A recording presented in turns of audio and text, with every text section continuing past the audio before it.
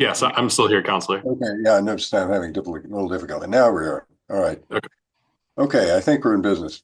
Um, Good evening. This is a jointly held meeting of the Zoning and Planning and Finance Committee, and then concluding the joint discussion, Zoning and Planning will continue with items that we have on our agenda.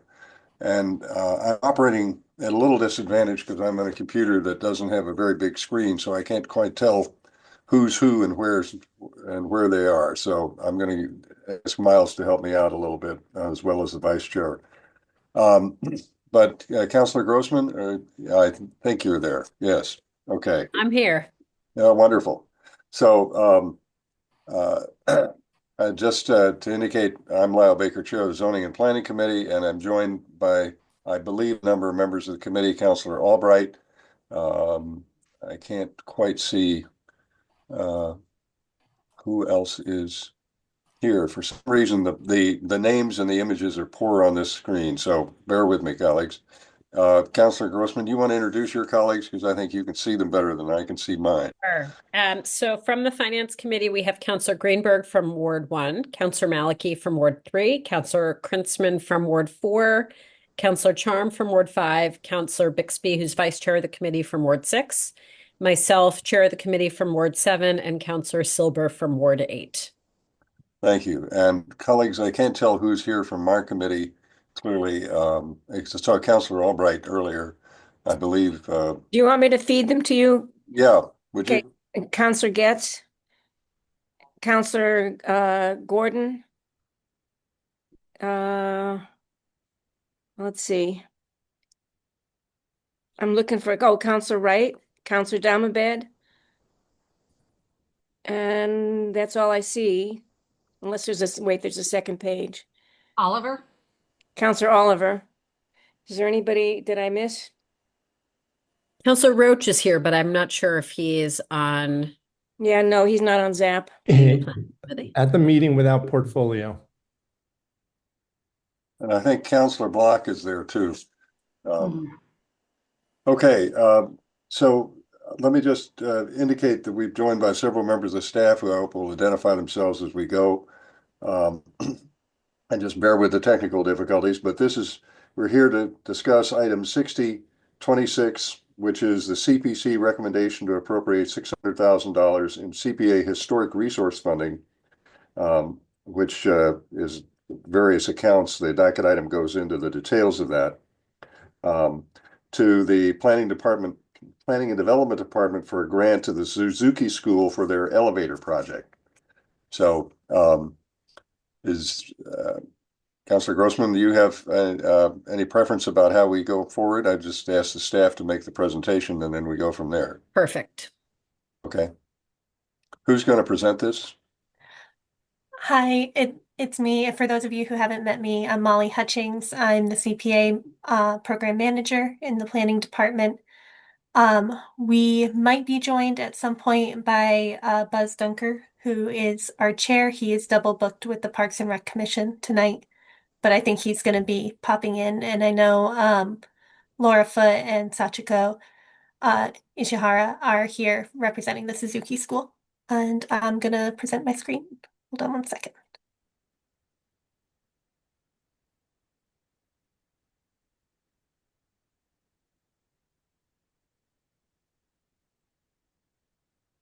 All right, we're here to talk about the Suzuki School and their addition. It's an elevator addition. A few of you, most of you are probably familiar with this building. The original name of it is the Stables Farmhouse. It's a 1750s farmhouse. It's a local landmark, designated local historic landmark. And one of this would be the first CPA project in Waubun, and this is, I think, a very good fit for the first Waubun project in that it is such a not just a designated landmark, but a locally known building. It's right there in the village center. The detailed project scope has been through the landmark review process at NHC, which is the most rigorous approval process we have for historic building projects. And it has been approved. It includes an elevator and expanded classroom spaces, and it keeps in character with the historic landmark and all the necessary characteristics of the exterior. It increases the accessibility of the building, which aligns with the long-term goals of the um, Community Preservation Committee, and it falls under the category of rehabilitation, which is an eligible expense for historic resource projects. And see, I think I have a picture on the next slide, but I'll skip to it. You can see this in the back. I'll let Laura and Sachiko answer detailed questions about the project scope, but this would be the rear addition that you see here that's going in place. The CPA funding for $600,000 would represent 23% of the overall $2.5 million project budget. 23% is well within our guidelines that we give private historic resource proposals. Usually we look for at least 50% match, and this is well within that.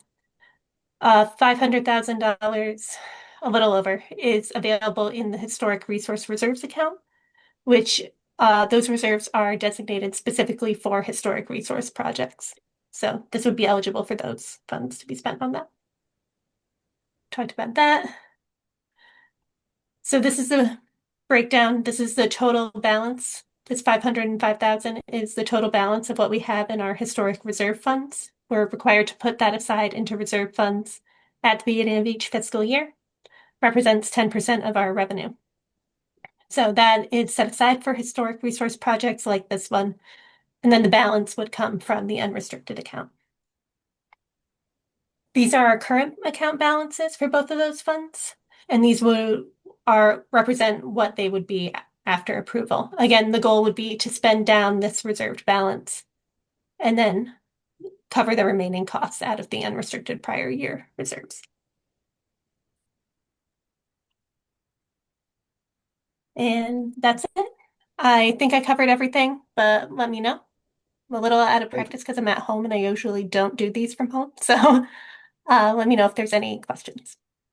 Thank you, Ms. Hutchins. Questions from zoning and planning and Councilor Grossman, your committee? So there's a hand raised. Councilor Albright.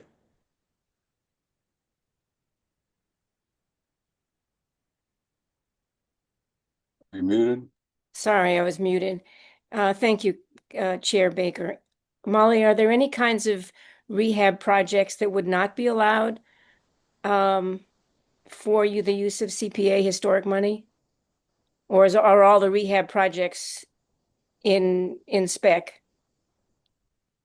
I can't think of an example that wouldn't be allowed. The only thing that has come up for historic resource funds that isn't an allowable expense is anything that's educational, like museum exhibits or anything like that. But any improvement to a building that falls under the Secretary of Interior's rehab standard, I think would be allowed. Okay, thank you for that. Any other questions? Since this is in Woburn, is the Ward 5 councilor? Yeah, I'm here, but I'm also trying to. There are a bunch of comment. questions. Okay, sorry, Councilor Grossman, you raised hand. Sorry. That's okay. And if you need any assistance finding the hands on the screen, let me know. I don't know if other people are having this problem, but the location of the raise hand feature, at least on my screen, Yeah, it it's a changed. different spot than it was before. Yeah. It's under the React category for those who are looking for it. So to me, I'm so glad that you brought this project before us. I'm very supportive of it. I think it's an absolute no-brainer for us to support it. So let me just put that out there. I think because this is the first CPA project we've had come before our group of new counselors, it would be really helpful, Ms. Hutchings, if you could just give a very brief overview about where this money comes from, how it comes into our coffers each year, and how it goes out. So for example, obviously this will wipe out the historic preservation portion of the funding for this year. I think particularly for people who haven't been through this process before, it would be helpful to know when can we expect that to be reloaded and, at approximately what level, just for background. Thank you. Absolutely. The Community Preservation Act funding comes from for Newton, a 1% surcharge on property taxes. You may be familiar with it if you own a home in Newton. But it can be spent on historic resource projects, historic preservation, affordable housing, which we fund through our support of the Affordable Housing Trust, open space projects, and recreation projects. So our program brings in about $4.5 to $5 million a year in revenue through this surcharge and through a state match. And it can be spent, or how Newton processes applications is that applications are accepted on a rolling basis, and they're reviewed by the Community Preservation Committee, and then they come before a relevant subcommittee and finance before going to full city council for approval. So what you're seeing here is that second phase where it's been reviewed by the Community Preservation Committee. They have recommended it for funding, and it's now before this time a joint committee, which we usually don't have that efficiency. But the funds are allocated every fiscal year. So you should see 10% of our revenue set aside for 10% every year set aside for historic reserve or historic resource projects, for open space projects, and for affordable housing. And that money is set aside at the beginning of the fiscal year when we do the budget every year. Thank you. And I'd encourage colleagues who want to know more to dive in. I think, Ms. Hutchings, I know that there's an overview couple pages that I've seen before over the years as items sort of come through early in a new term. So if you can dig that out and circulate it around as background, it doesn't necessarily, in my opinion, need to be before, this item is voted on, but I just think that a refresher, particularly for new people, is helpful. And just on the point of the joint meeting, those of you who have worked with me for a while know joint meetings are never my favorite setting. I just think this volume of faces on the screen all at one time is a little overwhelming, and that the kind of the function of the finance committee is usually to kind of take a look at things from a fresh set of eyes and a slightly different perspective when it comes to us. But you're catching us at the exact right moment, because while we await our new mayor to start docketing finance items, we don't have a whole lot to do. So I wanted to make sure we could move forward. And I certainly know that the school wants to move forward and is ready to go. So I'm happy to do it in this instance, but finance committee members, We'll you'll make see it a habit, but charts. anyway. Right. Don't expect it often. Thanks. I think now I can see hands raised. So I see Counselor Getz, Counselor Oliver, and Counselor Wright, at least on my. I just need to jump in to let you know I cannot raise my hand. So Oh, okay. I've had it up, but I can't do it on the screen. So All sorry. right. So we'll put you in the queue. Thank you very much, Counselor Gordon. Counselor Getz? Yeah, thank you very much, Ms. Hutchings, for giving that overview, because I think that's really helpful. I would just want to add that, this is a pretty, what I would consider an investment in our community here in Woburn. We have, 4 designated landmarks, very proximal to our village center. And I sort of feel as if this kind of investment is, reinforcing what we want to do with our historic properties. We want to invest and we want to see them continue. This one specifically is our oldest. So I really appreciate the support of the committee for this appropriation from the CPC dollars. But it's important to understand that this is what CPC is for. And this is actually, I think, a wise investment in our city. So I want to thank all of the people that were involved in putting this forward. This has been many pieces moving at the same time, but hopefully we'll reach fruition tonight. Thank you. Thank you. Counselor Oliver? Great, thank you, Chair. Sorry, I would just, if I may, like, again, echoing the comments I've heard so far, I am supportive of the idea here in the project, at least in general. But I was hoping you could talk a little bit more about the actual project. I thought I heard something about an addition, and I'm reading about an elevator. Maybe you could just talk to us a little bit about what the dollars are going for, like a little bit more specifically, please.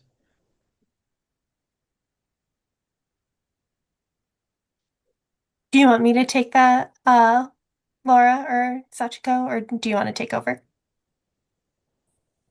I'm happy to talk about the project All right. if you like. I'm Sachiko Ishihara. I'm the executive director of the Suzuki Sorry, School we of can't Business. hear you though. I'm Oh. losing you. I'm sorry. Is this better?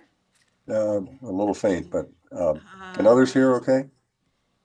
Let me see if I can. I don't know. Is that any better? No.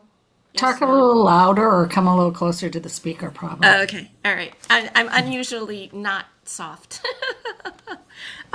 Yes. So this is actually phase 2 of a renovation project. In phase 1, when we purchased the building, we had to focus in on life safety and all the code compliance in order to have a change of use from residential and a home business to install the nonprofit community music school that we are.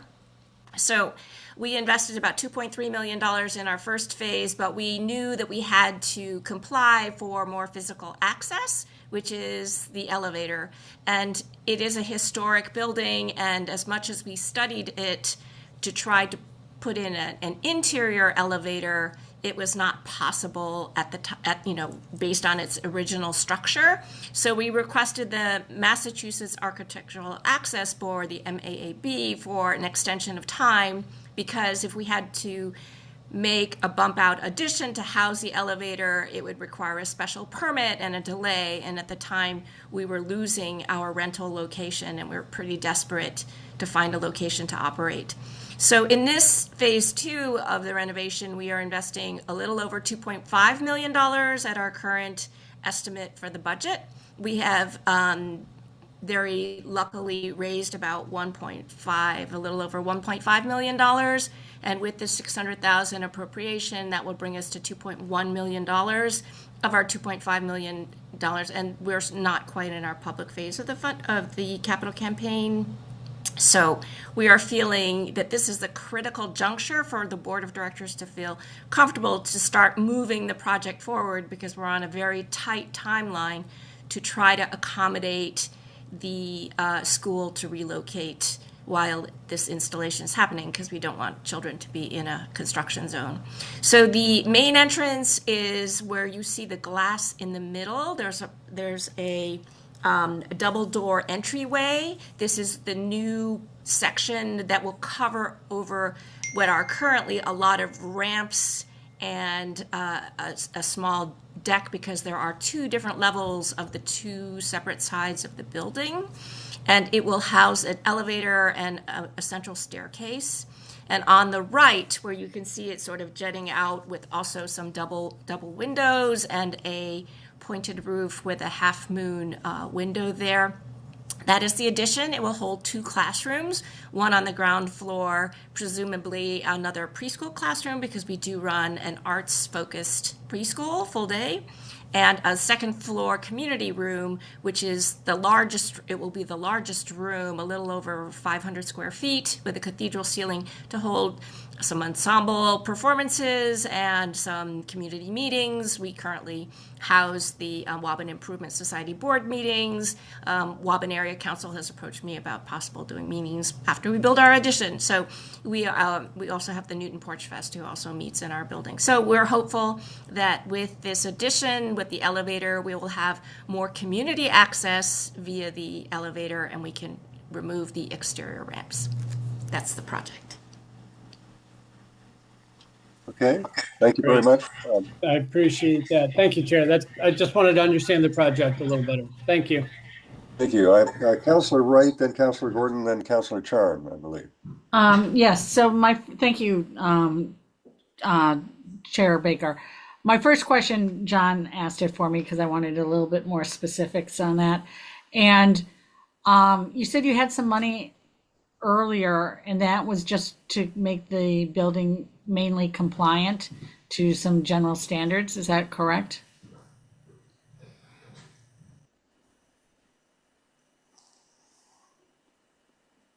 Who's answering that? That I think that was directed to Sachiko and Laura. Okay.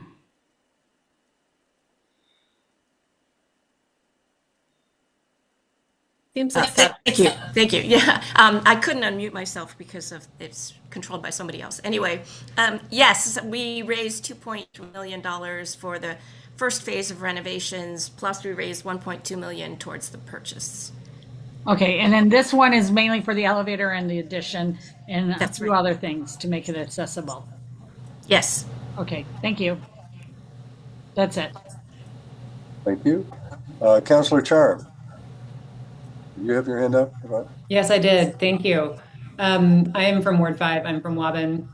I've had the benefit of walking through this space and getting the detailed tour from Sachiko to really understand what the vision of this addition and why it makes sense. I'm really strongly supportive of this proposal. My question was a little bit more to the to what Chair Grossman was trying to tee up for those of us who are newbies. So I would love to know, Ms. Hutchings, there's a reference that like this would be depleting the historic funds that are available. I would love to just have a sense of like, what is the balance of some of the different pieces of the CPA account, and to have maybe a little bit more of a sense of like what they have been spent on in the past, because I think my question is like, I really strongly support this, but is there an opportunity cost? What is the opportunity cost of us giving this funding to Suzuki versus something else that might be coming up? And I understand it's on a rolling basis, and so seems like they're in the right place at the right time. But would love to have a sense of like what is that balance for this segment of the funds, and any examples of others that have been spent on this. Yes, so it's historic reserve account is sort of I think can be a little misleading of it's not the only funds that we can spend on historic resource projects. It's just funds that can only be spent on historic resource projects. So every year, 10% of our funding is put into these reserve accounts, and those have to be spent towards those type of projects. But this unrestricted fund contains the balance, and that unrestricted fund can go to any category. So we're not prohibited from spending further money on historic resource CPA proposals. Those can still come in. Our affordable housing reserve is spent every year because it goes immediately to the Affordable Housing Trust. And we fund them at 35%, so that 10% is included in that off the top. Our open space reserve, likewise, is spent on debt service payments for the Webster Woods project every year. So that also doesn't accumulate. So really our unrestricted fund is our CPA fund. That's really the majority of our spending comes out of that fund. Only our historic resource fund can accumulate, and here we would just spend it down. Have there been other drawdowns on this during this fiscal? No, not yet. Okay. Is that you got it? Councillor Gordon, I'm sorry I didn't mean to miss you, but the hand feature is the challenge. So let me come back to you, and then I'll pick up other people. Thank you, Chair Baker. Yeah, I don't know why my hand icon is not on my screen, so sorry about that. I just want to say I love this because two of my favorite things are music and historic preservation. So I hope you will take my questions in the spirit of which they are meant, which is that I was when I looked through all the materials and being a new counselor, the latest financials that were included in the packet were from 2023. And it would have been really helpful to have seen your most recent financials, including your fundraising efforts. I think you said that this phase of the project is 2.5 million. And I'm curious how you came up with the $600,000 ask, and also whether you're getting a lift or an elevator. They're two different types of, upward movement transportation, and they have vastly different costs. So I'm assuming that the bulk of the 600,000 is going towards the renovation of the rooms or the addition of the rooms onto the historic building. So I was just looking for some clarification around that. I also would have liked to have seen some estimates from your contractor to better understand exactly how this all fits into the $2.5 million price tag. Thank you. If you would like me to answer, I believe I'm unmuted at the moment. All of the material, a budget and a very detailed construction estimate is in our CPC public file. So you should be able to see a complete breakdown, including an unaudited P&L, profit and loss statement. Our fiscal year runs from September 1 to August 31st. So our tax year is 2023. So it's the year ending 2024, August 31st, 2024. So you should have both the ending 2023 and 2024. The audit is not completed for the August 31st, 2025, but we did submit an unaudited profit and loss statement. For the funding that we've done so far, as I mentioned before, we have raised a little over 1.5 million in individual donations.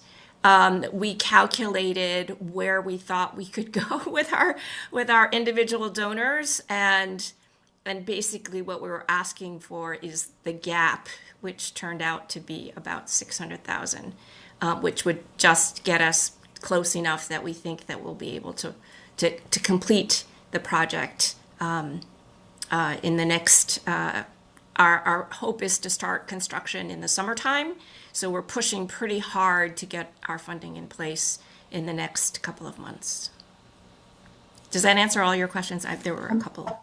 Yeah. Well, I'll just say I was curious about the lift versus the elevator, and the link now to the CPC is down. It was up earlier, and I didn't see the more recent financials, but I'll go back and look. So my apologies if they were there and I didn't see them. Well, to give you a rough sketch, our operating budget's a little over $2 million a year, and last fiscal year we managed to be slightly in the black. So we were at about, I think, our normal operating income was around 45,000, and since we've been running a capital campaign, we have a little bit of interest income in addition to that. So we netted about $60,000 for the year, if that's helpful. And for the lift, so we are not installing a full hydraulic elevator. It requires a very large mechanical room, but we are installing, I think, a version of the Lula, which is the lift. I do have my project manager here, Bill Byrne, who might give you more specifics about what kind of lift it is. It is a 5-stop elevator. It needs to open up on 2 sides because of the fact that the 2 sides of the building are not at the same level. So it's a little bit more complicated than your standard Lula. It's for the basement, first floor, and second floor of the more modern 1980s edition, and just 2 floors of the historic side. And just to reiterate, this would be our very first CPC grant in our fundraising efforts. That do it? Thank you. Yeah, thank you very much. Councilor Zimmerman. Thank you, Chair Baker. I just wanted to echo my support for this and my enthusiasm to see a few of my favorite things, which is music education, historic preservation, historic architecture, and in particular, accessibility for people with mobility needs coming together through this project. In particular, the way that it's been designed with universal access principles makes it a really exciting prospect for the preservation of this beautiful historic building and its future. Thank you. Okay, is there anyone else who wishes to be heard? If not, I'd entertain a motion on this item from generally the ward counselor involves, at least for zoning and planning, sometimes moves it, but we also have finance. Anyone care to move this in zoning and planning? I do. I'll move it. All right, Councilor All Guess right. has moved approval. So I move approval of the CBC funding request for the Suzuki School. Okay, Councilor Grossman. Thank you. Counselor Charm, would you like to move approval in the Finance Committee? I would be delighted to.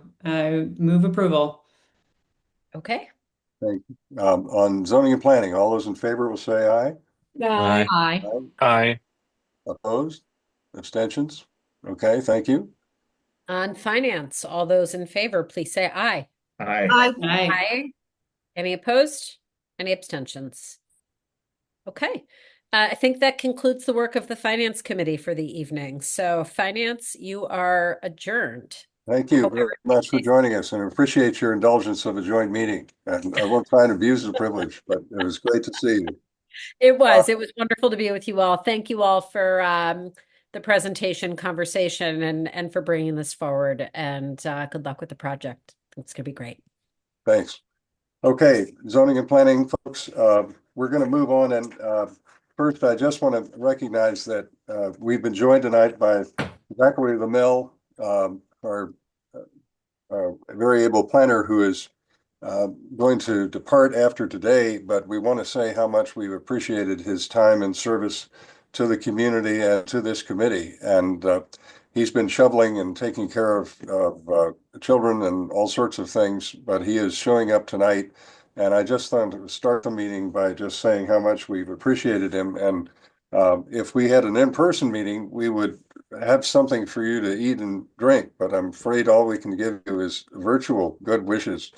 But I just wanted to start introducing you and having you say a word before we get into the topics of the evening. Well, thank you, Chair. This is recorded, so it lasts forever, unlike the in-person treat. So even better. But yeah, no, thank you. Really, I appreciate that. It's been 6.5 years, and there's been a lot of work done. And I am looking forward to kind of keeping an eye and see what else is done over the next 2-4 years and beyond. Well, thank you. And we're going to hear from you in your professional capacity, but I just wanted to take a moment to celebrate your service and wish you well in your new role. So colleagues, I think given we have people from outside the committee joining us, that I may take up the BCOD item out of order, if that's agreeable, which would be 3526, because I'd like to have those people have a chance to be participants. The lead docketers are Councilor Block, Maliki, and Farrell. And so because they're not members of the committee, I think if that's agreeable to the department staff, we might do that first before we get to the other items. Is that all right? Yeah. Okay. So this is item 3526, requesting a discussion on VCOD and accessibility of the Auburndale and West Newton commuter rail stations. More specifically, Councilors Block, Maliki, and Farrell requesting a discussion to consider whether the VCOD districts in Auburndale and West Newton should be suspended or changed in some other way until such time as work has begun making the Auburndale and West Newton commuter rail stations accessible for people with disabilities. So the department has prepared a memo, which is part of the backup for this item, but I wanted to begin by offering the docketers a chance to explain their item and then go to the planning department for comment. Councilor Block, welcome. Thank you, Chair. Appreciate the opportunity Thank you for taking this out of order. Um, in um, in November of 2023, the results of the election at that time influenced the city council to focus on a compromise to meet the MBTA Community Act compliance and to not go beyond the 8,330 units that is Newton's quota. There was one exception to this general agreement. Mayor Fuller, in her November 14th newsletter, said the following. I want to read portions of it into the record. I do encourage the City Council to consider adding one more village center to the zoning, Auburndale. Why Auburndale? We have 3 commuter rail stations in Newton, Auburndale, West Newton, and Newtonville. All 3 are accessible only for the able-bodied, and all 3 only have platforms on one side. These are the only 3 single platform stations in the entire Massachusetts commuter rail system. Congressman Jake Auchincloss, Senator Cindy Cream, Representative Kay Khan, and I, Mayor Fuller, have been working hard to have all 3 commuter rail stations rebuilt with elevators and 2 platforms. This would be a permanent, positive game changer for people who live and work on the north side of Newton. If Auburndale is not included in our updated zoning, we will run a high risk of not getting the funding support we need from the Healey-Driscoll administration to rebuild the stations. Their top priority is addressing the shortage of housing in the Commonwealth. So the City Council, in its wisdom, responded to the mayor's encouragement by extending the VCOD to Auburndale.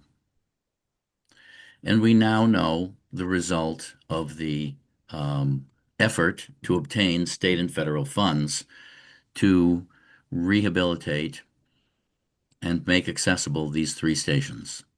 Funding was awarded for Newtonville, but not for West Newton and not for Auburndale. As the Ward 4 counselor, it is astonishing to me that these 2 stations are not going to be made accessible. But that's where we are. And what little leverage Newton exerted by extending the VCOD to Auburndale obviously was unsuccessful. And at this point, I see no reason to leave this VCOD extension in place. If we ever want to reassert the leverage, we can do so, and we should do so, which is why I'm inclined and included in the docket language to suggest that this zoning be suspended, not repealed, but suspended, and that upon determination, probably by the mayor, that funding is available and construction has begun to make these commuter rail stations accessible, then the VCOD would be reinstated, just automatically. I think triggers like that are unusual, but I think we should consider doing something like that. I think the second aspect of this that I'd like to mention is the unintended negative consequences of the VCOD, which I see playing out in Auburndale and which may or may not be playing out in a similar fashion in other parts of this city. The whole idea behind the VCOD was to encourage construction of housing. But what seems to also be happening is that owners of buildings look at the VCOD and they understandably and perhaps correctly conclude that their buildings and land are now more valuable There isn't a rush to build more housing, but the owners can take satisfaction and perhaps take financial steps to take advantage of the increased value of their properties. And in the case of Auburndale, it seems as though this is played out by at least one landlord choosing not to extend or offer long-term leases to businesses. And without a long-term lease, financing from banks is difficult or not possible to obtain. So we've had a store close in Auburndale. Most of you may be familiar with this story. It was just next door, and it was a card and gift shop that had been active for about 15 years. It was a successful business, but the owner no longer wanted to run a business, and she couldn't sell it because purchasers couldn't get bank financing without a long-term lease. So it's now a vacant storefront. And it's not a vacant storefront because it wasn't a viable business or there weren't enough customers. It was all these other forces at play, which at the time the VCOD was discussed and passed was not really part of the conversation. It was all about how do we make more housing possible. So I think with a little passage of time, it's time to take another look, at least at Auburndale. I included a reference to West Newton because it too deserves rehabilitation and accessibility. However, West Newton, the VCOD extension to West Newton is part of the compliance with the MBTA Act. So it may be possible, without violating the terms of the MBTA Act, to remove only a few parcels and still stay in compliance. So we'll need some analysis of what's possible in West Newton to make a statement to ourselves, to the state, to the federal government. We're happy to talk to you about promoting more housing, but that will wait until there's a serious discussion and appropriation of funds to rehabilitate and renovate these two stations. So I will stop right there. Thank you, Chair Baker. Okay, thank you. The other docketers, I just wanted to indicate, Councilor Maliki and Farrell, you have anything to add to your colleague's statement? Oh, Councilor Maliki? I can raise my hand, and it is under the react button. Yeah, I don't really need to add very much to that explanation. I mean, those of you not on the council might not have been aware of the various letters we got from public officials, basically sort of threatening that if you don't add Auburndale, your accessibility on any of the stations could be jeopardized. And we did add Auburndale to the VCOD. It doesn't count for the MBTA communities, so I think we should go back and take it out of VCOD until such time as there's sort of definite commitment to upgrading the station. I agree that West Newton, cannot be removed from VCOD. Obviously, we need it for MBTA, but I'd like to see a thorough analysis of how the numbers actually ended up. I would also point out at the recent, when was it? November, we had that meeting, an update from Mass DOT and the MBTA about the Newtonville project. And until all three of these stations are done, it seems like we're not going to get increased level of service in the sense of better frequency. We'd get one accessible station, but not the increased level of service. And I think anything we can do to exert what leverage we have to encourage all 3 stations to be done, we should take. Thank you. Okay.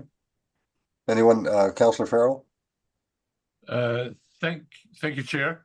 I will not repeat the conversations about removing Auburndale because of the VCOD and the station. I think they're pretty self-evident.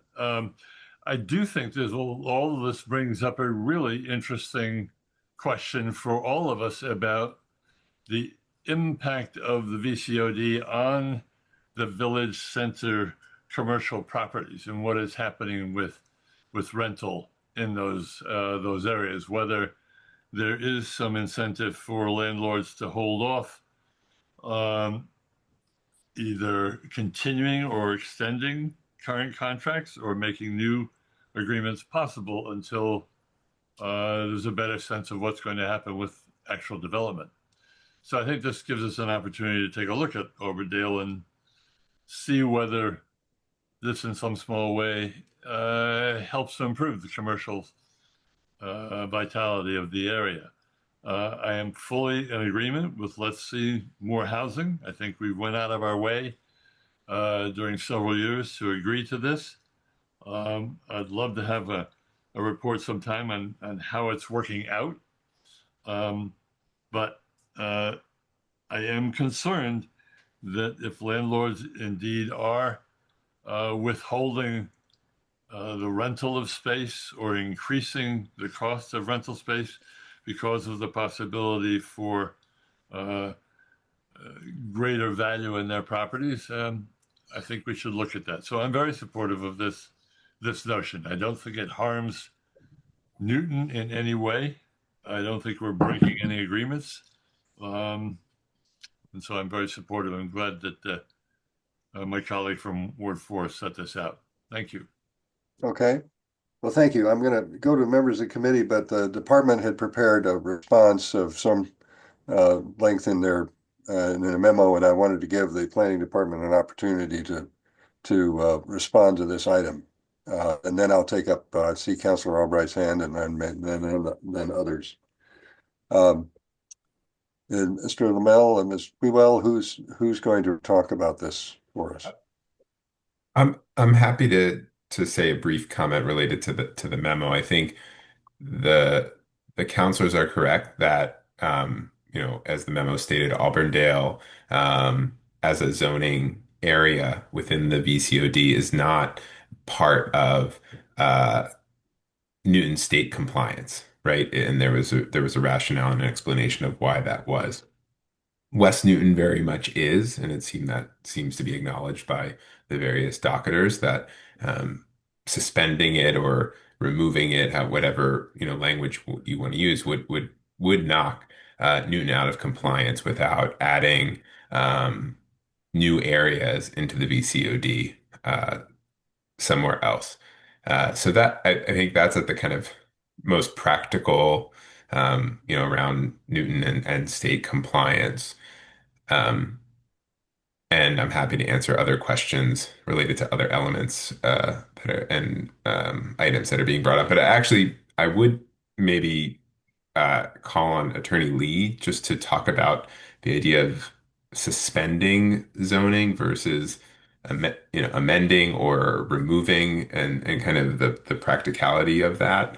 I don't know, I've never heard of suspending zoning. So I appreciate that. I was going to ask him to do that anyway, but you've now, so maybe we can clarify that at the outset. Mr. Lee? Thank you, Mr. Chair. So I'll actually have to apologize in advance to keep you all in suspense. I need to look further into the answer. I'm not aware of a zoning being basically contingent on some other action before it becomes effective, and that's essentially what's being asked. So I can take that under advisement, but I can't answer it at this moment. Okay. The conventional model, as we've seen in this committee, is and the council is that you either pass something or you undo something, but not suspension is not part of my experience as well, although that may be a possibility, as Mr. Lee indicated. Exactly. We'll look into it. Usually the way it works is you need to set whatever the effective date is. It's not contingent on some other action, and it would simply be you set it at X date. But like I said, I'll take a closer look at it to have a more firm answer for the committee. Okay, thank you. So let me come back to now discussion in committee. I had Councilor Albright. Thank you, Mr. Chair. So it's interesting. Well, let me start by saying I can't imagine taking West Newton out of the VCOD. It was difficult enough to do the planning in the first place, and to have to take that out and find what would substitute for it would be a lot of work and a lot of I'm not sure if it would even be successful. So I think we should leave West Newton alone for sure. With respect to Auburndale, it's interesting. It's sort of a chicken and egg situation. I don't think that Auburndale Station will be fixed for a long time, but that doesn't mean it will never be on the list of things to be fixed. And it's the statement that we should remove Auburndale as a way of imposing leverage to get the station fixed seems upside down to me. I think that the only way to have leverage is to leave Auburndale in the VCOD and say, come on, state, we're making our effort to upgrade and make more housing in Auburndale. So now it's up to you to make our station more accessible and work better for Newton. So it feels backwards to take Auburndale out because it hasn't been approved as a station right yet. I mean, let's get Newtonville fixed, and then let's start working on Auburndale and West Newton together. And it just feels backwards to me to take it out. The other thing that's really important, and this may have to do with the VC2 zoning. Zach and Katie, Mr. Lamel, and Ms. Wewell, I don't think we've had any takers so far on VC2, have we? There One. there are people, there are projects and things happening. I don't think bringing things to a building permit, per se, but there are projects moving forward, in the kind of pre-development phases. In VC2? Yes. Yes. Okay, well, that's very heartening to me, because I was worried that something was wrong with our VC2 zoning, why we had no takers. But that even leaves me more reason to leave Auburndale in, to give options for making Auburndale a stronger village center than it is now, making it possible to add more housing and more feet on the street for the shops in Auburndale. It feels important to me to give Auburndale choices. You can use the base zoning. You don't have to use the VC2, but the VC2 makes it possible for more things to happen. And I really think it would behoove Auburndale to leave it into the VCO2 and the VCOD and give people options to add housing, because really that's the only way to enliven that village. I've seen what's happened to Newtonville just because we have more housing here. It's made a huge difference. And I only wish that for every village in Newton. So I absolutely feel it's important to leave Auburndale alone. Thanks.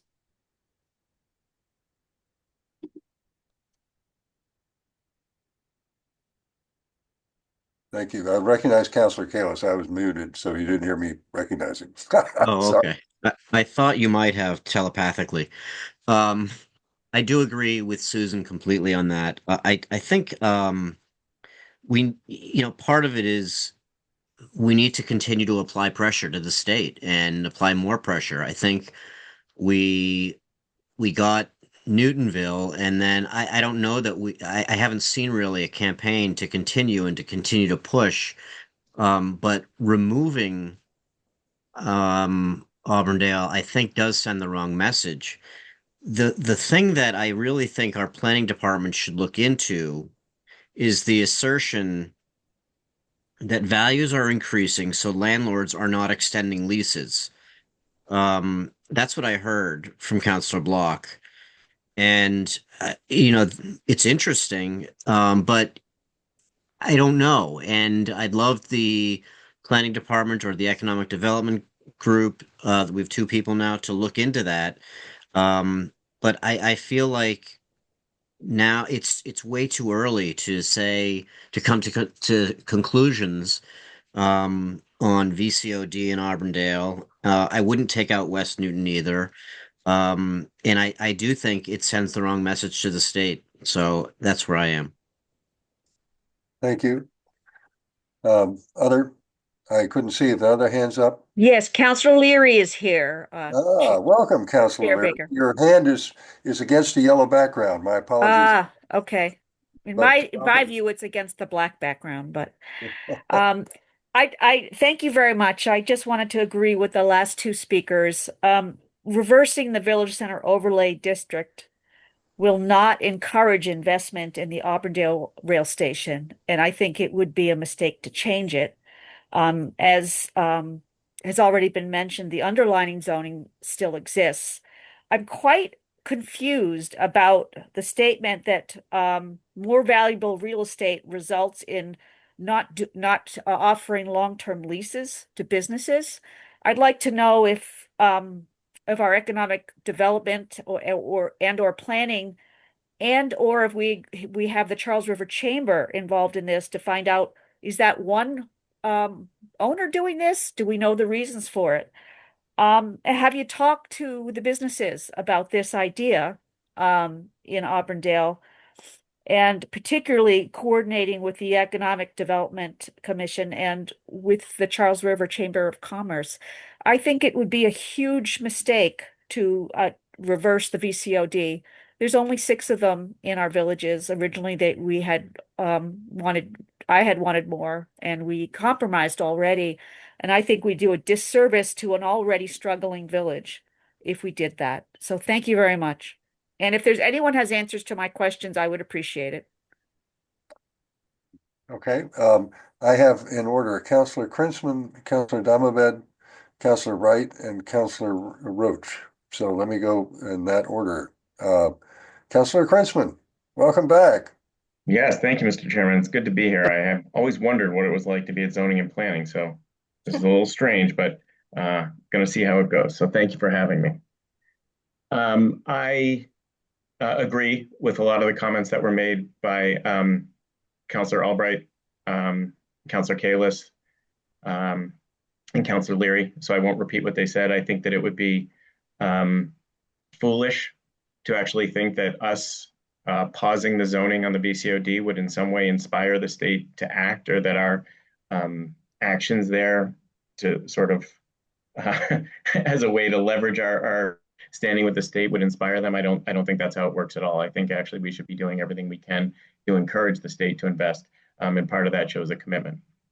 The second thing I want to mention is that the reason the state has asked for flexible zoning and zoning that permitted housing by right in and around transportation hubs is because it's good policy. Okay, and so we shouldn't be punishing ourselves and not doing things that are good policy and smart policy for some fantastical notion that is never likely to come to fruition. So for those two reasons, I don't support eliminating the VCOD. I also want to say that those of us who frequent Auburndale and live in Ward 4, again, I am a Ward 4 councilor at large, have long believed that Auburndale needed revitalization and needed some improvement, and it was our hope that the VCOD would do that. I think there was agreement that Auburndale needed revitalization. From that perspective, to go back to the zoning that led to a need for revitalization would also be foolish. Those of us who know the definition of insanity is doing the same thing and expecting a different result. I think this would be doing the same thing and expecting a different result. So for all those reasons, I disagree with my colleague from Ward 4, am opposed to eliminating the BCOD. Thank you. Thank you. And again, welcome back, Thank you. even as a guest. Councilor Damamed. Thank you, Chair Baker. Yes, as the third Ward 4 counselor to speak and a lifelong Auburndale resident, I am very passionate about seeing a thriving future for our village. And I'd like to take the chance to respond to a few comments and perhaps also answer one of Councilor Leary's questions. In particular, I think this has been a question about, and Councillor Block referenced this in his opening remarks about the retail situation in some parts, and in particular about the unfortunate departure of a beloved business just next door in Auburndale Center. And it just so happens that I have been a lifelong family friend of the family that owns this property, and through conversation with them have come to understand that departure and also the sort of retail condition of that building has much more to do with an internal family dispute and matter than it does with the VCOD. In fact, it seemed actually that they may not even have been fully aware of the VCOD. So while I'm certainly sensitive to the changing economic realities for small businesses and the relationship between the economic potential of small businesses and our village centers as they relate to the VCOD, I think that particular instance is a sort of different condition. I also want to align myself with the comments of Councillor Krinsman, Councillor Albright, and Councillor Kalis, and agree that this should not be seen as a chicken and egg problem, but rather as a walk and chew gum problem, and that by eliminating the potential for housing production, we take away our leverage in our negotiations with the state about getting more funding for the Auburndale station, which I have used on a nearly daily basis for most of my life. And as I have gotten older and my backpack has gotten heavier, I experience its challenges firsthand. And I agree that creating more housing unto itself is good policy unto itself. I would love to see us engage with the state more meaningfully and use, as some folks before me have said, use the presence of this zoning as leverage, but also as a way of opening a conversation and understanding from the state what would it take in order to see their investment come to Auburndale and to West Newton. Why? If Auburndale is out of compliance and doesn't meet the requirements to be considered part of MBTA communities, what would it take for it to be considered part of that? Would that be enough? Would having one parcel that's VC3, would that be enough? I think these are important ways that we could engage in order to get the kind of investment in our community that we would like to see. And to help facilitate that, I'm hoping in the near future to docket some items around historic preservation in our village centers, as well as a small business preservation plan, an incubator proposal. So I hope that we will keep what we have and seek to see it live up to its potential to foster investment in our community and make Auburndale and West Newton the wonderful, thriving villages that they can be. Thank you. Thank you. Councillor Wright, and then I have Councillor Roche on deck. And I'll come back to Councillor Block and Councillor Getz. Thank you. I just want to address Councillor Leary's question. And I know in West Newton, some of the properties there where they're trying to decide what they're going to do with it and going forward, they would not give long-term leases, only short-term leases. And because of that, businesses have been leaving in those areas and it's not being filled. So if the landlord doesn't know what they're going to do, or they possibly going to sell it, or they're going to rebuild it themselves, short-term leases is one way for them to go about it. But it gives too much uncertainty to other businesses, especially if something like a restaurant, where they're going to need to put some money into the business or the building itself. So it does affect it, and we're having that issue right now in West Newton. Thank you. Thank you. I've got Councillor Roach, if you don't mind. Councillor Getz is a member of the committee, and I want to just give her a chance to weigh in, and then I'll come to you if that's okay. Councillor Baker, I was also going to recommend Councillor Block appeared to want to reply to something. So why don't you put me at the end of the line? I'm going to bring him back. Yeah, I can go to the end of the line. No, that's fine. Thank you. Counselor Getz, you want to? Yeah, no, I appreciate this conversation. And I appreciate the docketers just in the sense of like being able to even have this conversation.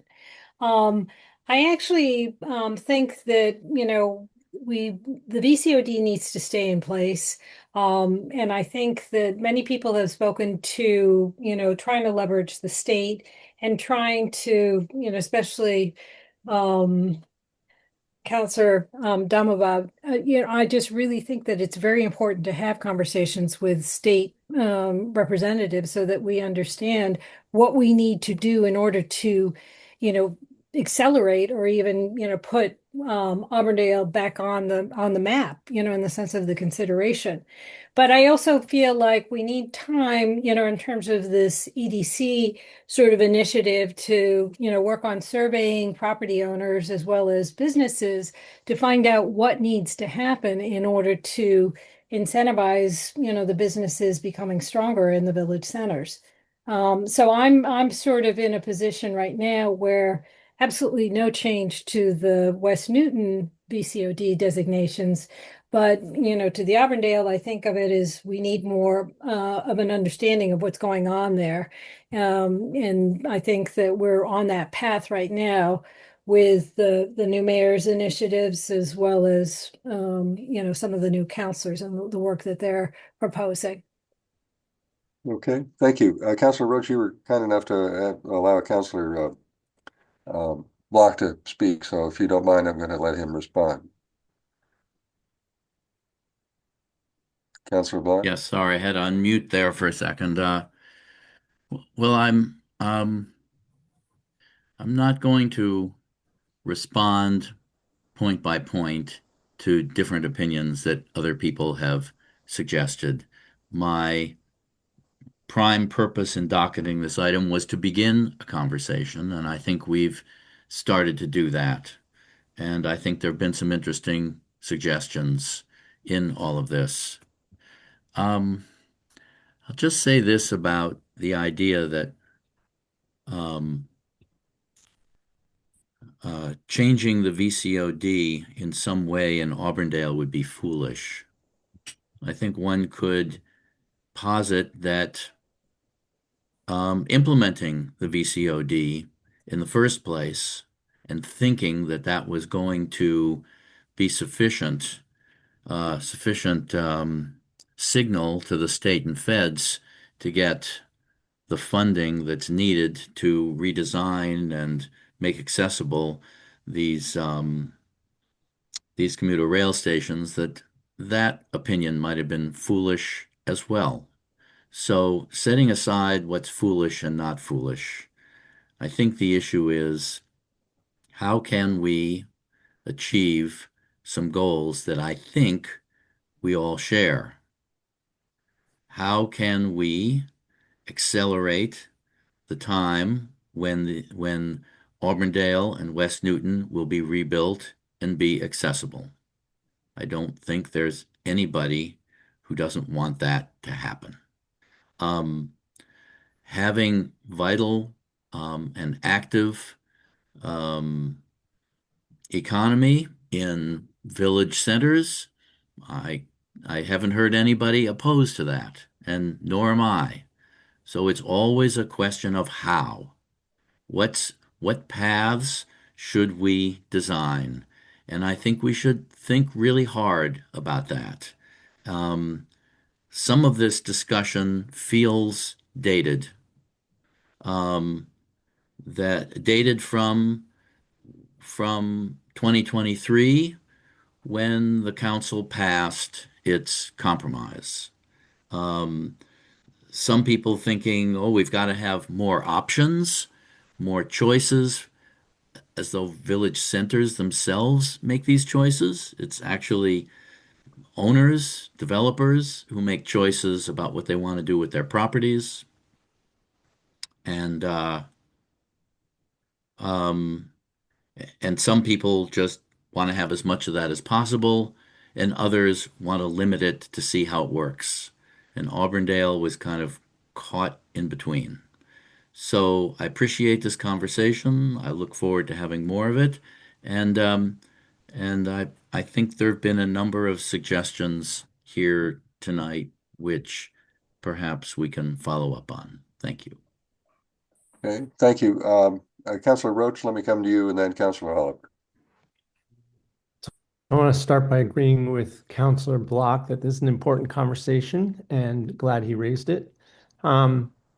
As to Councilor Albright's chicken and egg characterization, I want to point out one of the risks here is not just that the station doesn't get funded for improvements, but it simply stops getting service altogether. And I think that that's a very real risk.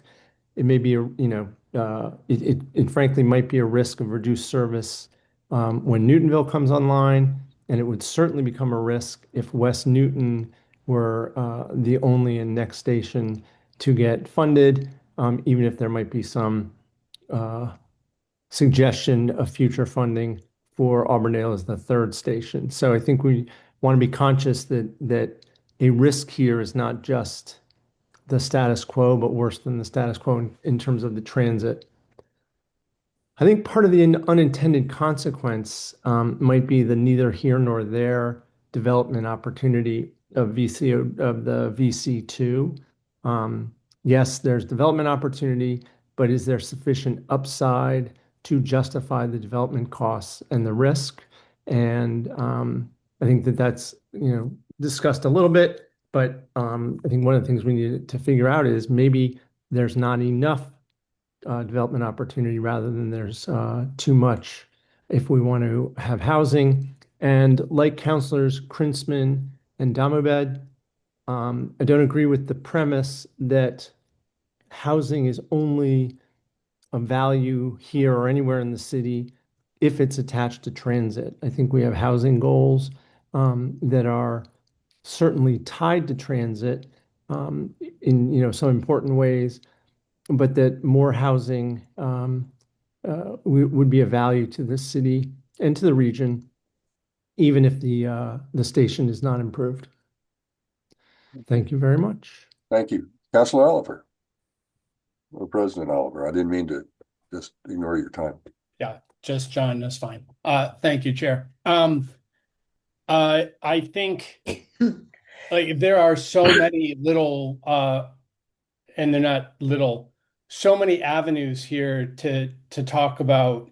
And I'll just kind of go in reverse order because I think Councilor Roach just said a couple of really interesting or made some really interesting points there at the very tail end of what his comments were. And correct me if I get any of these wrong.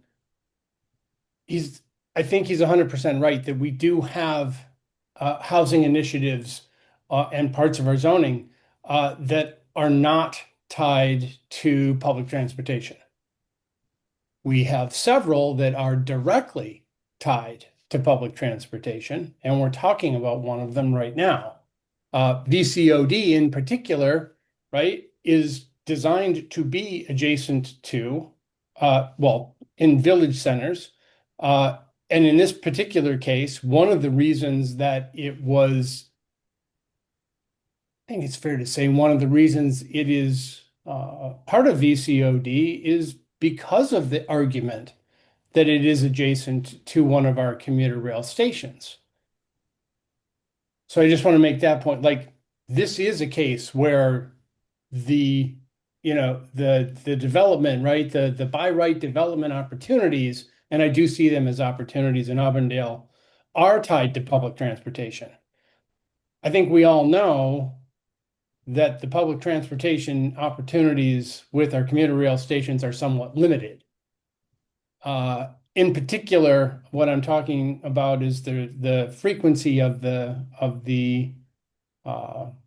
trains. And I, as a commuter myself for years and years and years on commuter rail, that was always the biggest problem with the commuter rail itself, let alone that it only went in two directions. But that kind of happens with trains, I guess. So that's one point. I do want to also address something I just heard as well. VC2 was vetted twice, if I recall correctly, as being profitable to be developed There were, I think, one or two properties that were assessed by, I don't think it was Util. I think it was someone else. Name of the company or consultant is escaping me right now, but that information is totally available. Is it profitable enough? I'm not quite sure is ours to chase, but they were proven to be profitable. Otherwise, the state wouldn't have allowed us to design VC2 the way we did. Certainly wouldn't have been able to implement it the way we did. I do think this is a really interesting conversation because I believe that Councillor Block put his finger right on it a few minutes ago as well. To me, it's not. First, let me back up one step. I don't think removing West Newton is that's like a non-starter to me, for a lot of really good reasons. I agree with the challenge that Councillor Wright brought up in terms of the vacant storefronts popping up more and more frequently. That's becoming a challenge now as property owners might be holding out to see what they may or may not do with their property, but we have to figure that out. And to me, that's an economic development challenge that I think I heard someone talking about. I agree with that one entirely. We should chase that down. I've also heard a couple of analogies here. I heard the walk and chew gum at the same time, and I've heard the doing the same and expecting different comment, and I appreciate both of them for I believe the intent that was behind them. And I do want to point out that Newton is not the one or the entity kind of in this discussion that's doing the same thing and expecting different. The state is. They're the ones who aren't stepping up to the plate, to the commitment that they were talking about at the end of 2023 when we were receiving multiple letters about, hey, you put that in and this is how we're going to get there. Well, okay, let's see the other part of this equation come to fruition. I don't necessarily think that removing VCOD is the way to get there. I agree with that sentiment, but maybe the conversation needs to shift.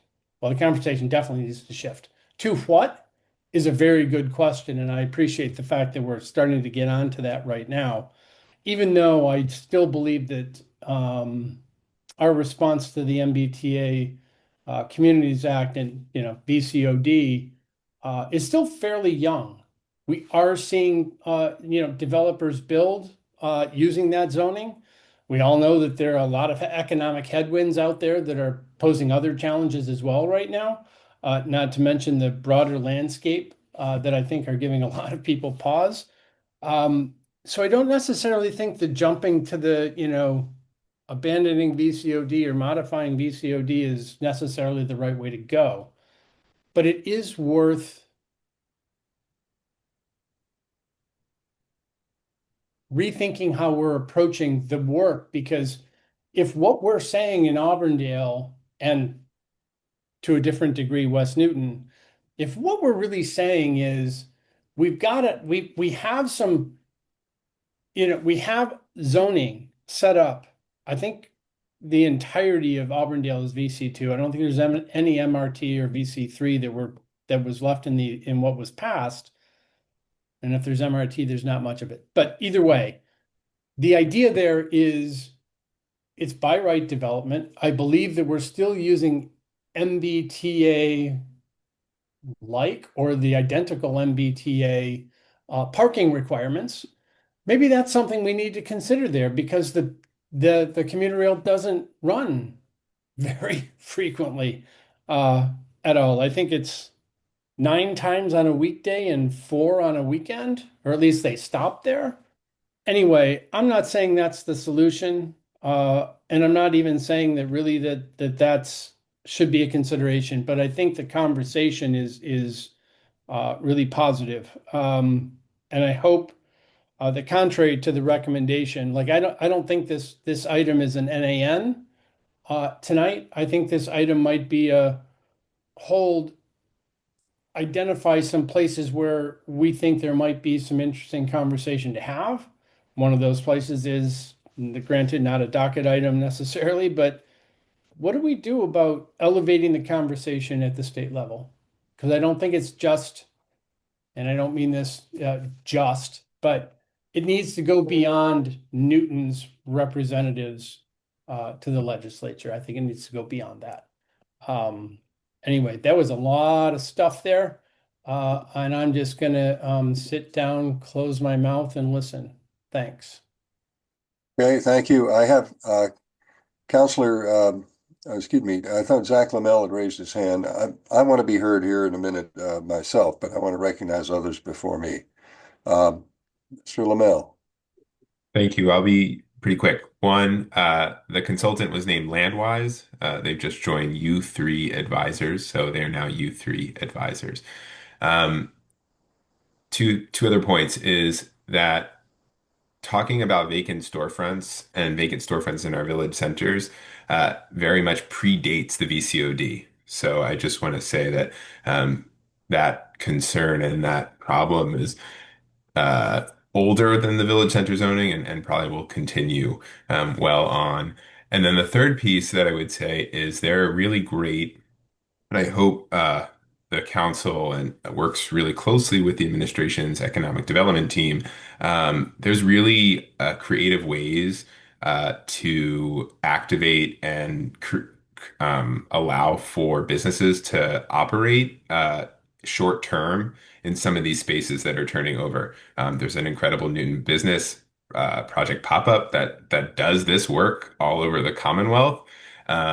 There are real estate brokers who've kind of navigated this landscape. I understand, money talks, and so if the financing can't happen, I know that is really difficult. But again, there are companies, there are individuals who specialize in creating opportunity in these short-term situations. So I hope you work with the economic development team to really realize those to their full potential. Okay, thank you very much. Councilor Diamondback? Thank you, Chair Baker. I raised my hand just to ask a question, I think for Mr. Lamel or possibly for my council colleagues. Councilor or President Oliver referenced that Auburndale is currently only VC2, but my understanding was that there was an iteration of it that included VC3 and MRT. And I would like to have an understanding or some clarity, perhaps from Mr. Lamel, about the process by which that changed and why we have only VC2 now. That may be a long answer, but never mind. If there's a short one, I'd appreciate it. The short answer is that I'd have to go back and look. I don't remember that, 2023 fall debates, but I can go back and get that information. And if it's okay with you, Chair Baker, I can talk to it for two minutes, or I can take it offline if you want to really get into it.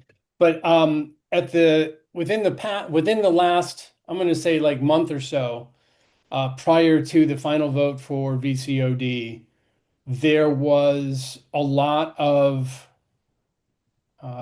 information being exchanged, questioning different numbers and so on and so forth. And the compromises that were going along with that were happening on the city council floor right up until the very end, or the vote itself. I believe, if I recall correctly, there were some relatively small number of VC3 lots, one of which, if I recall, well, I won't go that far because I'm going to get some of that wrong. But the good news is I have all the maps over here in my filing cabinet, and I'm happy to share those with you and get them out of my closet. But I'm happy to go into more detail on those. But really, the easiest way to summarize it is things were added in and taken out of and modified from VC3 to VC2. Some of the shapes of the village centers, actually, in terms of VCOD, were modified throughout that entire process. So that's kind of how we got to the VCOD we have today, were the ins and the outs, the additions and subtractions. So, anyone else? I just want to say that the process the president described was an extraordinarily complicated one, in which there were a number of moving parts to get the council to virtual unanimity, if I recall, in favor of voting for this item. And that was no easy feat in itself. So I think that it's a little bit of a question of, you can't examine this by itself in isolation. It was all part of a package that got put together to make a successful resolution. It doesn't mean anything cannot be, excuse me, it doesn't mean something cannot be revisited, but that's sort of my memory of the history without getting into details. I think I just want to comment myself. I associate myself with the concerns about including West Newton for obvious reasons, but I'm not sure that the item as framed is going to take us where you want to go. I'm hearing a variety of questions going on which relate basically, as I hear it, to how the economic development opportunities are occurring in Auburndale and maybe in other places. And I think that would be more appropriate for another docket item rather than to hold this one, because I think this is a narrow focus. And so I would suggest that the makers of the item, the docketers, consider reshaping that for that purpose. But I would be prepared to move no action necessary tonight, just so that we can clarify what the status of this is. If the will of the committee is to hold it, we can, but I'm not sharing any sentiment on the committee or outside really to take West Newton out. And certainly I think there's a division about whether to do anything with Auburndale. But so for purposes of moving it, I would be prepared to move that, but I'll recognize Councilor Albright first. So actually, I raised my hand before you said you're going to move it, because I was going to move it. No action necessary. I'm always glad to have a member of the committee do something before I do it. But the and the direction of the conversation would lead one to some different docket items, which it would. So I'm not saying don't ever docket anything about Auburndale ever again. I'm just saying this one doesn't work for the kinds of the way the conversation went tonight. So I would suggest you rethink it and put in some other docket items. And I suspect there may be some conversations offline now that we've got an economic development operation in the mayor's office that may be valuable as well. Okay, I've seen a hand raised, but I have to indicate the public can't be recognized as part of this. This is all inside the council conversation or the staff. So I'm sorry, but so you've moved NAN, Councilor Albright? Yes. Okay, any discussion on the motion? Before we vote on it, I just want to thank our colleagues who are not members of the committee for taking the time to bring these issues before us, because I think it's helpful to us all. So notwithstanding the vote, I don't think we should indicate that it's not valuable. And we also had a number of metaphors that came up tonight, which is always fun. Councilor Krinsman appreciates that, I know. All right. All those in favor for NAN will say aye. Aye. Aye. Opposed? Me. Any abstention? I'm opposed to NANing this one. Sorry. Okay, one opposed. Any abstention? All right, so I think that's we have a full complement of the committee. It's 701, or excuse me, 710. Yeah. Right. Okay. Thank you all, and thank you all who are not members of the committee for joining us. And we always are grateful to you for taking time. Okay. Let's go to item 2026. This is request for discussion and possible amendments to enhance the preservation of existing homes. This is Councilor Baker, Wright, Oliver, Maliki, Farrell, Getz, and Kalis requesting a discussion of possible amendments to Chapter 30 zoning or other city ordinances to enhance the preservation of existing homes over their replacement by larger and more expensive structures. For the members who are not members of the committee before or just observers, this is an item that we had at the last term, which we had taken a number of steps that Mr. Lamel was very helpful in undertaking to do. And as part of the material that he's provided to us, he has a sort of a matrix that they'd use to sort out some of the options. But I'd also asked to be attached to the committee part of the research that was done on the tear downs in the city that we had experienced that was done by the Util firm for the planning department. And those are, you can see the images of the smaller structures replaced by larger structures and some of the economics of all of that. And I thought it would be useful to have Mr. Lamel, before he departed, to just frame the opportunity. We've done some things on this item, but we're looking forward towards what we can and maybe can do to assist the preservation of this naturally affordable housing. So let me turn it over to him and then go from there. And Ms. Whewell is here as well, I believe. Hi, everybody. So I think, as the chair mentioned, this conversation was happening throughout last term, and then of course, it predates. It goes beyond that, and then it predates my time here with the city. But what we did, and this is an information that was provided in the packet. I think just a summary of some of that work, particularly looking at tear downs of homes in Newton's residential neighborhood. So looking at the redevelopment of single family homes and two family homes, either as single to single or single to two or two to one, any kind of permutation of those. And a pattern emerged. We looked at 5 years of data. Well beyond that 5 years, there's roughly 100 demolitions of these homes per year. That stayed consistent for the last 15 to 20 years. And that's about 10% of home sales. So obviously the vast majority of home sales in Newton do not result in a tear down. And of course, when we map these, which is all provided in the materials that you have, there are concentrated areas. So there are an appearance that it is happening all over the city more than those numbers, truly kind of portray, right? And so there's an acknowledgement that there's certain parts of the city that are seeing these demolitions of homes and the creation of much larger homes more than others, and that's has to do based on three pieces of information that we gathered in that what we saw and what we see is homes that are being sold that result in a demolition are typically small, much smaller than the average across Newton.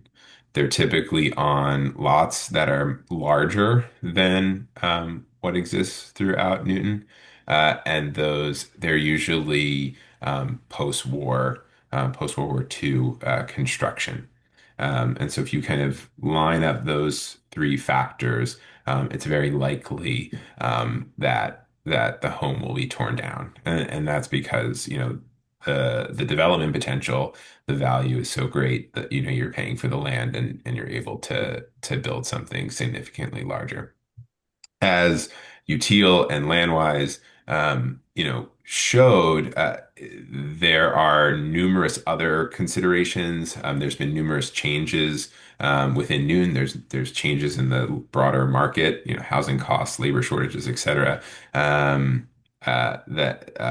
that kind of all pile on each other to eventually lead to a decision, right?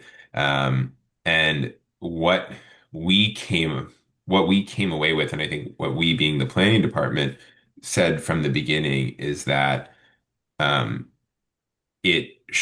conversation and the framing should not be specifically around the preservation of homes. It should be ensuring a quality outcome, whether that outcome is preservation, whether that outcome is new development. That should be the framing.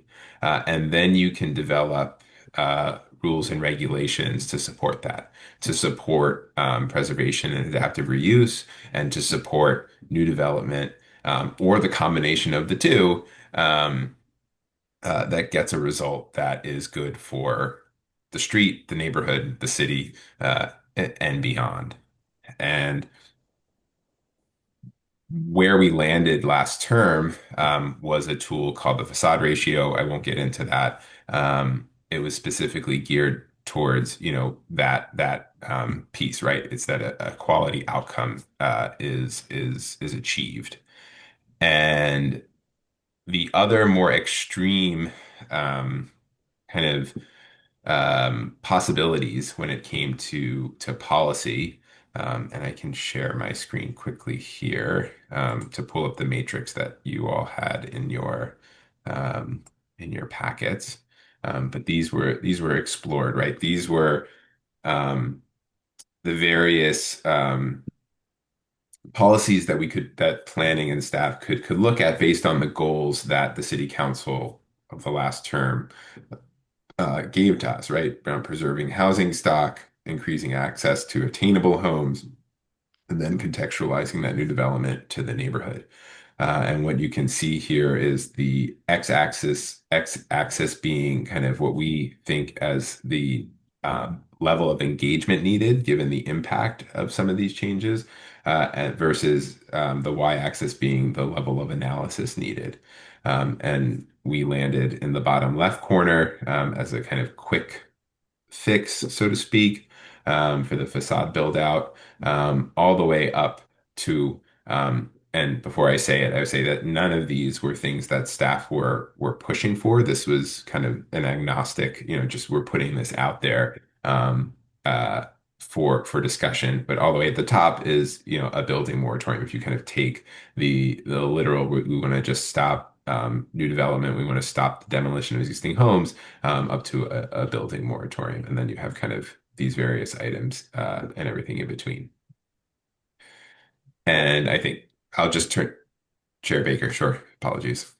No, that's fine. I just want to, I have, Councilor Oliver has raised his hand, so I want to give him, but thank you for the overview. And again, we're going to miss you and hope that you thrive and prosper in your new role.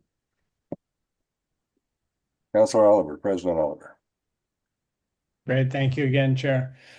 So I think I just want to open with, for those, certainly for everybody here who is new to this topic, at least not new to this topic, that's too broad, but is kind of hadn't been kind of following along with the item. I think it was like 8524, and I can't remember the name, 41 something. I think I might, and Chair Baker, maybe you and I can talk about the possibility of doing this, but I really don't think that it would hurt for Councilors Wright and myself to review the slides that we put together in November or October, whatever that was, of 24, because I think a lot may have gotten lost in or over time. For example, and I think I have said this every single time I've seen that slide we just saw, nobody ever talked about a moratorium on teardowns, ever. So I think that perhaps it might be worth, either going back to that original presentation, the slides that is, spending 15, 20, 30 minutes, whatever it takes to kind of go through where we actually started with this conversation. Because it's not about stopping teardowns. It's about focusing on or it was originally about focusing on what we collectively, at least at the time, were saying we wanted, which was to curb single-family homes being torn, attainable single-family homes, regardless of lot size, being taken down and being replaced with, and there are what, 3, 4, 5, I forget how many examples in the deck that UTIL provided at the time, or in response at the time, with 5,000 plus square foot homes that were selling for $3+ million. And again, it's not eliminating that top end of the market either. It's focusing in on what it is we're actually incentivizing in the city. And I think that, you know, and there were some other topics as well that I really do think are worth revisiting. Because I don't want to start, for example, where we left off, because what I'm hearing is that maybe there's still some confusion on what it was we are actually originally trying to achieve here. And I guess from that perspective, I believe that this current topic, I'm going to go one step further and say, I actually want to present those slides again because they have been misinterpreted. I'm going to go that far. I want to get back to what it was we were originally after and restart to a degree the conversation from from a better place of understanding, because it's got nothing to do with a moratorium and stopping teardowns. And I'm not exactly saying that that's what Mr. Lamel is after, but the word moratorium needs to be struck from the conversation moving forward. Thank you. I would just note that there's a typographical error in the planning department report, which refers back to a set of recommendations, but at pages 36 through 34. And I'm not sure what 36 through 34 refers to, but I assume it is someplace in the document. But I think a future opportunity to do what you indicated would be useful from my perspective. But I want to recognize Councilor Albright. Thank you, Mr. Chair. So I'm glad that President Oliver raised the issue of going back to what we originally want. I think we've lost the focus of what it is we're trying to achieve here. And I'm worried that we could go back to the bad old days where we do a little bit of this and a little bit of that and a little bit of the other, and then we come up with a mush at the end that doesn't accomplish anything except for a bunch of little things. So I think we have to go back and focus on what it is we're trying to accomplish. And in the chart that Mr. Lamel just showed, it had something that I'm very interested in, because we've learned a lot about MRT and how successful that's being. And could you just put that chart up one more time, Mr. Lamel? Are you able to do that?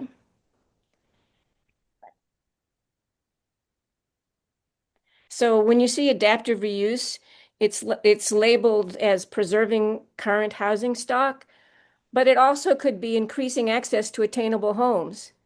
And it also could be contextualizing new development to the neighborhood. So I hope that we can have a close look at adaptive reuse as one of our larger goals. And I'd be interested to see that you can take it down now, because I just wanted to show that adaptive reuse serves multiple purposes.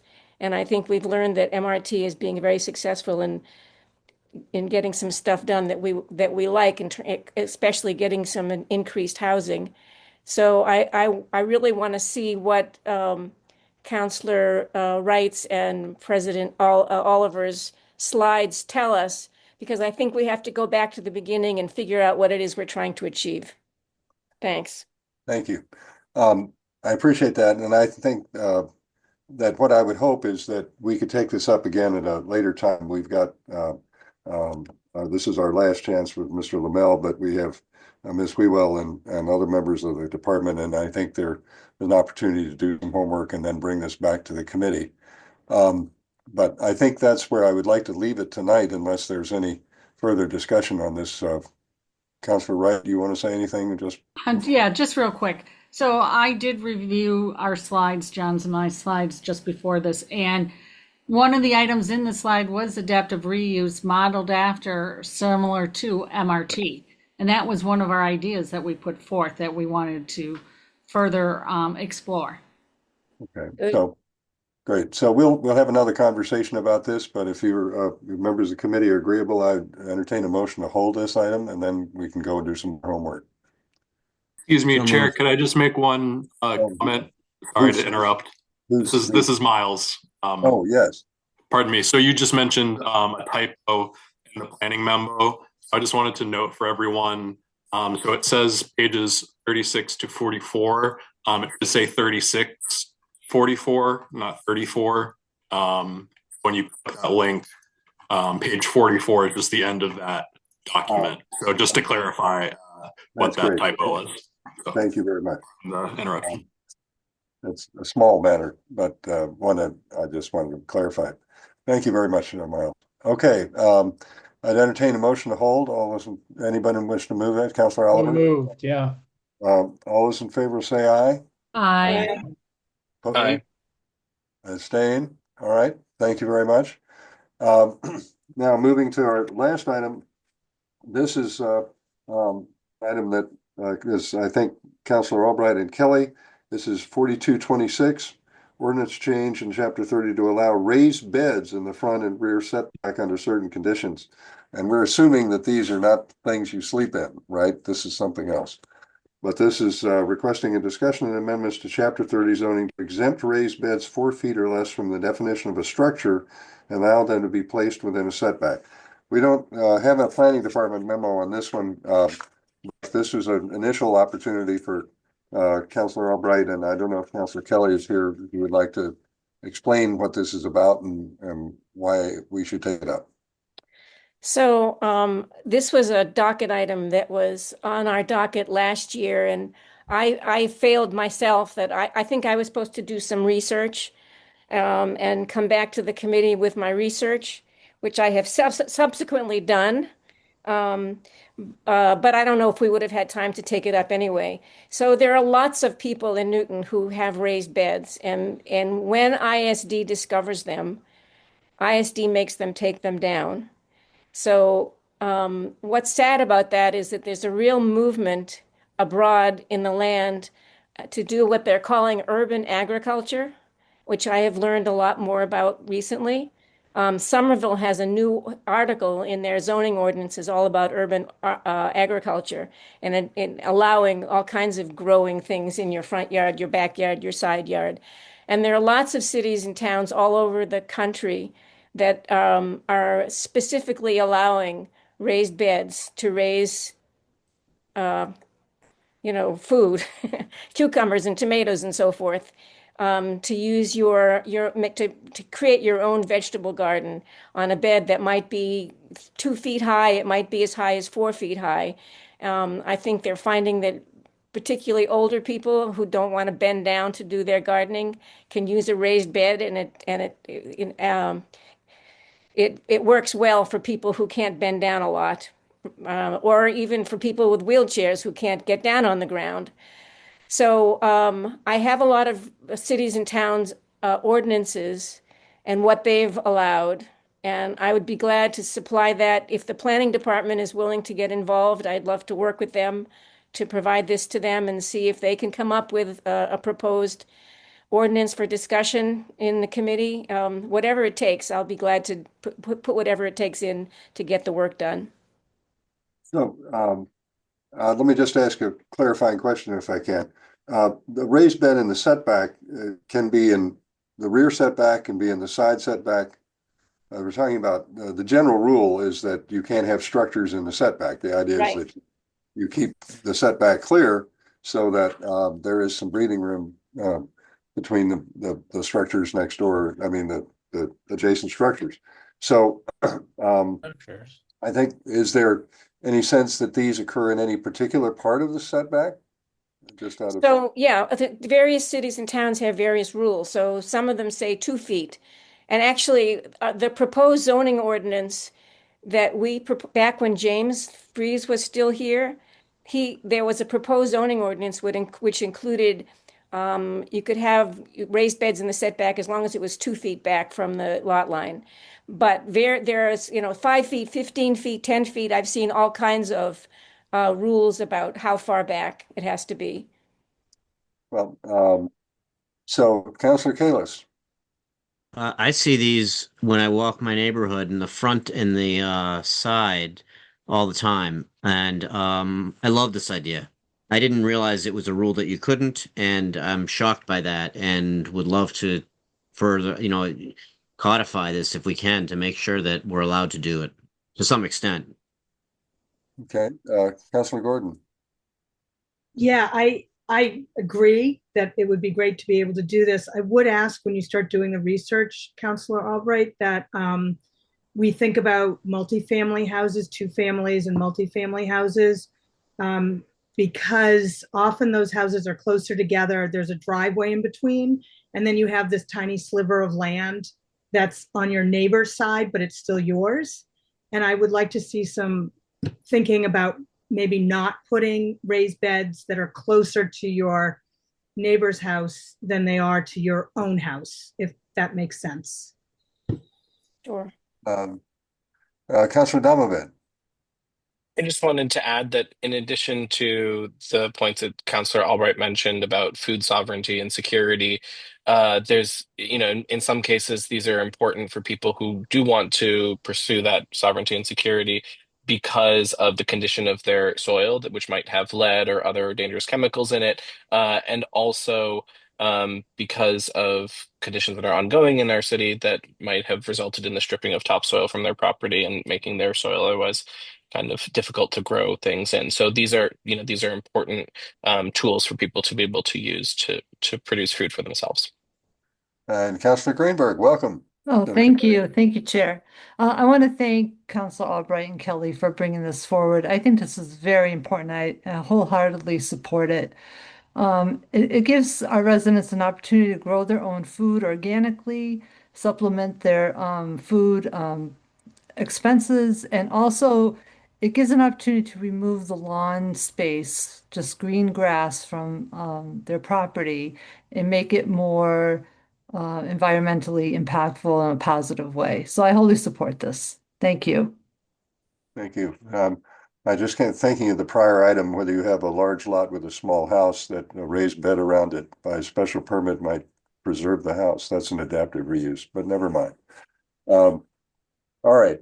So I think there's enough interest here in members of the committee that we might ask the planning department to confer with Councilor Albright and Councilor Kelly, and let's think about this. I should just indicate from my own point of view, I'm sympathetic, but I'm always conscious that that as you move into the setback, it means that there's a potential impact on your neighbor, and sometimes these structures can not only be tall themselves, but what grows on them gets tall, and there's a screening effect that you want to be careful about and think through before you do it, which is one of the reasons I think we have not done this in the past. So if we want to make a change, I think we need to be careful about those collateral impacts. But let's see where we go. Councilor Charm, excuse me. No problem. Thank you, Chair. I'm fully supportive of the spirit of this. I know several neighbors in my area and other residents who have and really enjoy these beds for many of the reasons that other councilors have mentioned. I wanted to just ask the authors of the docket item. I noticed in the title of the docket item that it only mentions the front and rear setbacks, and it does not mention the side setbacks. I wonder whether that was intentional. It feels like it should be any setback. Thank you. That from my perspective, it was not intentional. Last year when I docketed it, I forgot to put rear. So I've made front and rear, but side setback probably ought to be there. I can see if I can amend the docket item. Well, I don't think you'd have to worry about that. I think that we can expand the scope without getting too much trouble. I mean, this is the discussion item now. You have to docket something anyway that will turn. No, it's more than a discussion item. It asks for amendments if possible. Well, hang on a second. Let me double check myself. You may be right. Oh, I learned my lesson. Oh, already. yeah. Yep. You got amendments in there. Okay. All right. Well, we'll figure something out. Councilor Maliki. Thank you. And here I was kind of happy that you weren't including side setbacks, because side setbacks are often only 7.5 feet. I guess I like the idea of growing stuff and all that and not having contaminated soil. But just something to think about is that we have a lot of grade changes happening up to the maximum allowed on property lines, 3 foot 11 inch retaining walls. especially if you're including the side setback, and even on front and rear, we've got that, house in Newton Corner with the 25-foot wall that the rear abutter put up. And if we're going to be adding 4 feet of something, essentially a wooden wall on top of an existing almost 4-foot retaining wall or higher, I think there ought to be some minimum setback for the bed itself. Because allowing it in the setback seems to suggest that it could be literally on the property line. Thank you, Councilor Getz. Yeah, I concur with what Councilor Maliki is saying. I actually, am fully supportive of, supporting people growing their own food. I think it's an important thing that we do. But I'm also concerned about just the structural element of this, and I really would like to see what other communities are doing in terms of the placement of these beds. I'm also concerned about the proximity of a raised bed in the front. Just out of being a problem for pedestrians. So I think that, starting with, taking a look at what other communities have done would be great. And then also too, just taking a look at the side setbacks, because I've already had constituents reach out to me about even plantings that are, proximal to their property, and that they're literally on the property line and they're creating problems. So I think that this, is something that I'd love to see happen, but I think we're going to have to be pretty, in terms of getting it into formatting and ordinance language is going to be a little bit of a challenge. We need to work this one out. Okay. Councilor Oliver. Thank you, Chair. I'm going to agree with the last couple of comments here, perhaps for different reasons, but setbacks are not like, I've heard a lot of people recently talking about setbacks as kind of wasted space. But setbacks are actually really important. They serve a very important use. I'm all for anyone or everyone growing food on their own property, because that makes total sense. We've got people growing pumpkins and they're doing their cucumbers and obviously tomatoes and what have you. All for it. Setbacks are a smart use of what I'm going to call white space. It's a buffer zone. And removing that buffer zone, I think, gives me a lot of hesitation. I can't stand it when we allow people to build structures into setbacks. I think we should be very cautious about utilizing setbacks for frankly anything. So I'm all for it on your property. I don't think that's what we're debating or talking about with this item. But as we move forward, I think we need to really concern ourselves not only with the the topics of food sovereignty and soil conditions and so on and so forth. Whether or not that falls into zoning, I don't know, but I would doubt it. It does seem to me that we really need to understand some of the possible downsides here. I mean, corner lots where people have on, up to the sidewalk, something that's growing 4+ feet tall or what have you. I don't know where we're going to end up, but all of a sudden you can't see around a corner. Pedestrians can't see oncoming cars and vice versa. We just need to setbacks serve a very important purpose. And I'm just going to urge us to be cautious about this.